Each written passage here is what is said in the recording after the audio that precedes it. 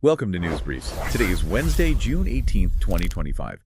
We have a packed briefing for you covering U.S. policy, global conflicts, economic shifts, and even some surprising things from public health and entertainment.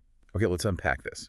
So starting in U.S. policy, there's been a pretty big development. A federal court has temporarily stopped those $11 billion cuts in CDC funds, the ones earmarked for 4 Democratic municipalities. That's right. And this whole thing has links back to the Trump administration. But the core debate here, it's really about whether those funds are genuinely still needed now, post-pandemic. Right. And importantly, what cutting them could actually mean for, essential services on the ground. It's this tension between federal oversight and state needs. Yeah, I see.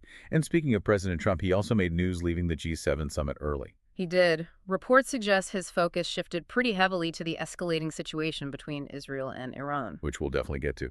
And there was also that break with tradition, the NECP, National Economic Council for Progress. Yes, the civil rights group, they didn't invite him to their annual convention this year. It's quite a notable move. Seems like a real shift in political engagement patterns, maybe? Absolutely. It points to a clear redirection of focus, both here at home and on the world stage. Okay, so let's turn to that world stage. The Middle East, Israel and Iran, day 6 now. Day 6, and it's really intensifying. Israel has reportedly escalated air attacks, even over Tehran itself. Over Tehran. Wow. And here's a critical detail confirmed by the IAEA, the International Atomic Energy Agency. Okay. Iranian centrifuge facilities were hit. Centrifuge facilities. That sounds extremely sensitive. Oh, it is. Highly sensitive. These are key to their nuclear program for uranium enrichment. It's a serious escalation. So what was Iran's response? Well, they launched missiles, but reports say most were intercepted. Tragically, though, there were also reports of 24 deaths inside Israel. 24 deaths. That's awful. And the rhetoric, it's just soaring, isn't it? Completely. You've got President Trump talking about unconditional surrender from Iran, even considering joining attacks alongside Israel. Which is a huge statement. How is Iran reacting to that kind of talk? Ayatollah Khamenei has flat out rejected it and issued a really strong warning to the U.S., basically telling them to stay out of it entirely. Intense pressure. Definitely. And you're hearing urgent calls from the UN, from various religious groups, too. Right. Everyone's pushing for de-escalation, for, immediate diplomacy. It really highlights how fragile things are. Extremely fragile. There's immense pressure on everyone involved to find some way to step back from the brink. And these kinds of geopolitical tensions, they always ripple outwards, don't they? Which brings us to the economy, the Federal Reserve. Right. They decided to maintain interest rates, keep them in that 4.25% to 4.50% range. Okay, holding steady. So what's the thinking there? Why the caution? What does it mean for, everyday people? Well, the main driver is still inflation. It's just stubbornly staying above that 2% target they aim for. Still sticky? Exactly. Plus, you factor in the weight of these geopolitical tensions we were just discussing, ongoing tariffs. It all contributes to a cautious approach. Makes sense. But here's something else that's really interesting, kind of under the radar. We're seeing a noticeable drop in the immigrant labor force. Oh, how does that play into it? Well, that decrease could actually start pushing up inflation in certain service sectors. Think hospitality, maybe healthcare, areas that rely heavily on that labor pool.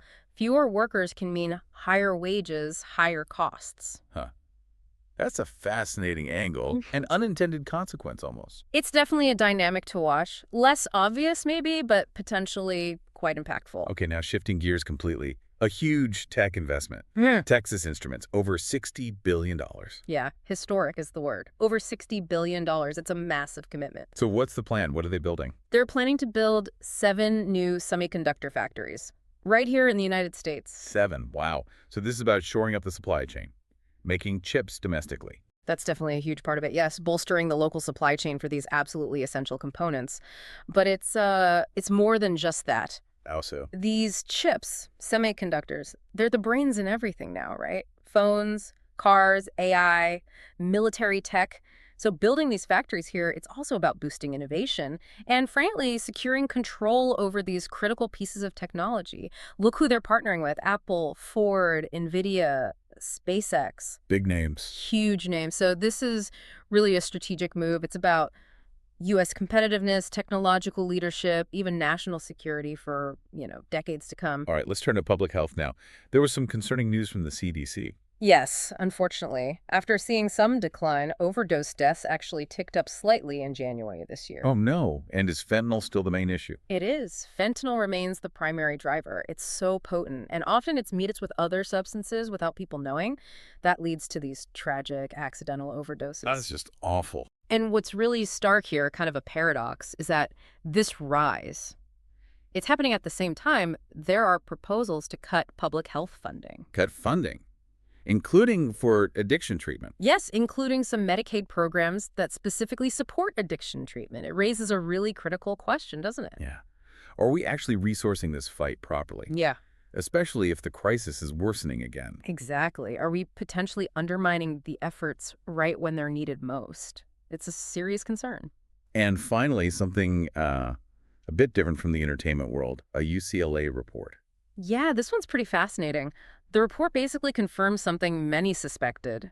Diversity on screen really drives success on streaming platforms. So more diverse casting, more diverse storylines Yeah. equals more viewers, more success. That's what the data shows. It's not just, socially good, although it is. It's actually economically impactful. It's good business. Interesting. So it's not just a nice to have, it actually hits the bottom line. Precisely. The insight here is that social relevance, reflecting the real world, is now a quantifiable economic driver for media companies. Inclusive storytelling isn't just like a moral choice anymore. It's baked into sound business strategy. It's fundamentally changing how streaming content gets made. Wow. Okay, we have definitely covered a lot of ground today. Mm-hmm. From courtrooms and conflict zones to the Fed and semiconductor plants and even streaming habits. You really have. And it makes Okay. you think about how interconnected everything is, right?